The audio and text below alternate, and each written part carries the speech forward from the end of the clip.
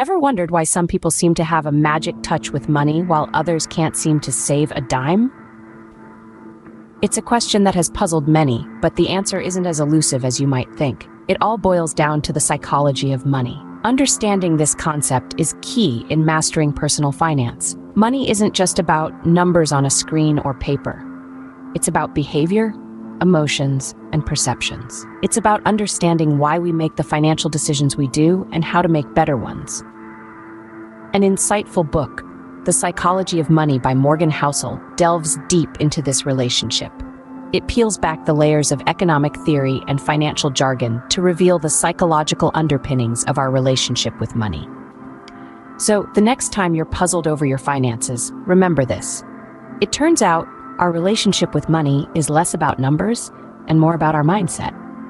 Ever heard of the phrase, luck is where preparation meets opportunity? Well, this sentiment is the cornerstone of the first chapter of The Psychology of Money by Morgan Housel.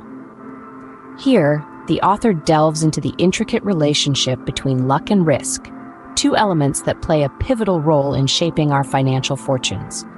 Luck and risk, at first glance, may appear to be distinct entities. Luck, we often perceive as a fortunate event that happens by chance, while risk, we understand as the potential for suffering harm or loss. However, in the realm of finance, these two are more intertwined than you might think. Luck can very much look like risk, and risk can sometimes be mistaken for luck. Consider this. You've made an investment that brings you a handsome return. Now, was that due to your astute financial acumen, or was it merely a stroke of good luck? Conversely, if you suffer a loss, was it because you took an unnecessary risk, or was it just bad luck?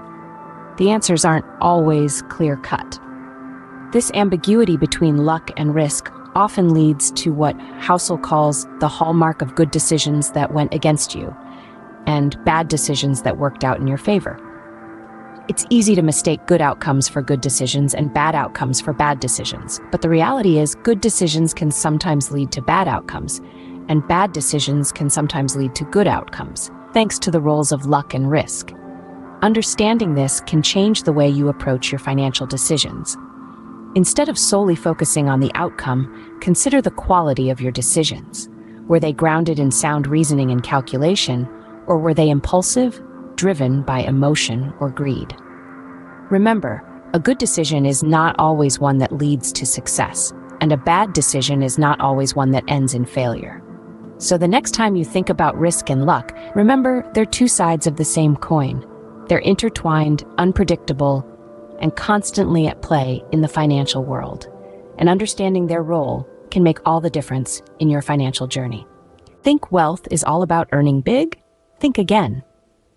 We're about to delve into a chapter that shatters a common misconception about wealth accumulation.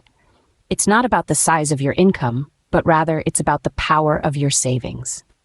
This idea might seem counterintuitive at first glance. After all, don't we all dream about landing that six-figure salary or winning the lottery? But let's take a moment to unravel this idea, and you'll see why saving is indeed a greater power. The first thing to understand is that income is just one side of the wealth equation. The other side, the one often neglected, is expenses. You might earn a hefty paycheck, but if your expenses are equally hefty, you're not really moving forward, are you? You're like a hamster on a wheel, running fast but going nowhere. This is where the power of saving comes into play. When you save, you're essentially putting a brake on the expense side of the equation. You're ensuring that your income isn't just disappearing into a black hole of bills, subscriptions, and impulse purchases.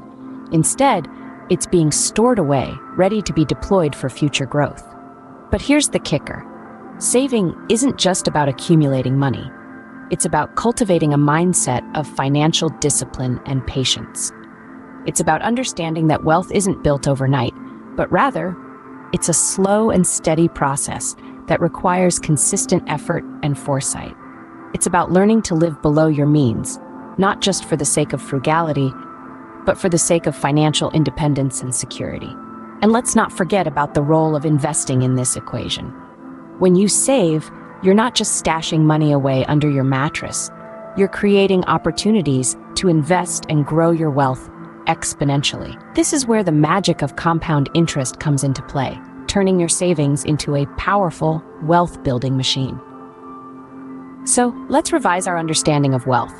It's not about the size of your paycheck. It's about the size of your savings and the wisdom of your investments. It's about knowing when to hold back and when to push forward. After all, it's not about how much you earn, but how much you save and invest. Who says being rational is always the right way to go? This might sound counterintuitive, especially when we're talking about money. We're told time and again to make rational decisions, to calculate risks, to analyze data, to think logically. And while all these are undeniably important, they're not the be-all and end-all of personal finance. In his book, The Psychology of Money, Morgan Housel discusses an interesting perspective. Being reasonable often trumps being strictly rational when it comes to money matters. But what does this mean exactly? Well, let's dive in. Think of personal finance as a deeply personal journey. What's rational for one person may not be reasonable for another. For instance, it might be rational to invest all your savings in high-risk, high-reward ventures, hoping for a big payday. But for someone who values financial security and peace of mind, this approach might not be reasonable at all. Consider another example. Let's say a friend invites you to invest in a promising startup. Rationally speaking, the startup could be a great opportunity. But reasonably speaking, if you're not comfortable with the inherent risk of startups, or if you don't fully understand the business model, it might be more reasonable for you to decline. So what's the takeaway here? It's not about throwing rationality out the window. It's about understanding that personal finance is just that, personal. It's about making decisions that align with your values, your comfort levels, your life circumstances, and your financial goals.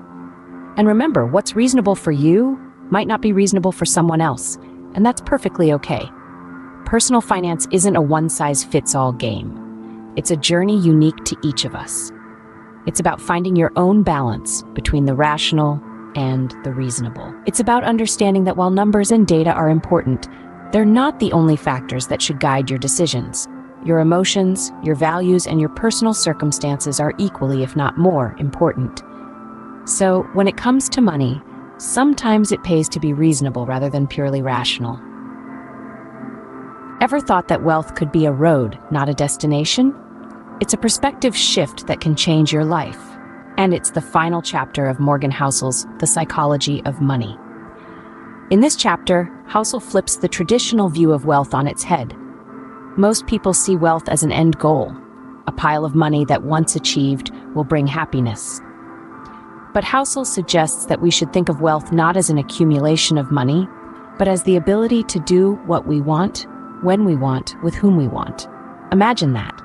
No more clock watching at a job you despise. No more missing out on life's special moments because you're too busy chasing the dollar. Instead, you're free to pursue your passions, spend time with loved ones, and enjoy life's simple pleasures. This, Housel argues, is true wealth. It's not about the size of your bank account or the number of zeros on your paycheck. It's about control over your time. It's about the ability to say no to things you don't want to do and yes to the things that matter most. But here's the catch. Achieving this kind of wealth requires a shift in mindset.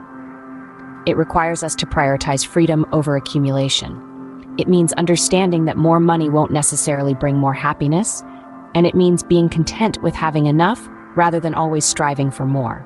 So, how can we achieve this kind of wealth? Housel suggests it starts with saving. By living below our means and investing wisely, we can build a financial cushion that gives us the freedom to live life on our terms. This is a radical redefinition of wealth, but it's one that can bring us closer to the life we truly want to live.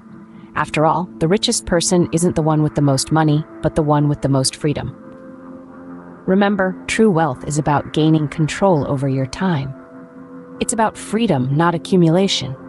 It's about living a life that's rich in experiences, not just rich in dollars. So what have we learned about the psychology of money? Well, we've explored a variety of crucial concepts that are often overlooked in traditional financial education. We delved into the role of luck and risk, understanding that they're not just footnotes, but key players in our financial journey. We've also underscored the power of saving, a simple act that carries immense potential. It's not just about accumulating wealth, but creating a safety net and a launch pad for opportunities. We've also learned that being reasonable often trumps being rational. Our financial decisions should reflect our personal circumstances, values, and goals, not just cold, hard facts. Lastly, we've redefined wealth, placing freedom at its core. Wealth isn't just about the figures in your bank account, but the freedom those figures afford you. As Morgan Housel puts it, mastering the psychology of money is more about behavior and less about knowledge. So let's keep these lessons in mind and let's strive to master our money mindset.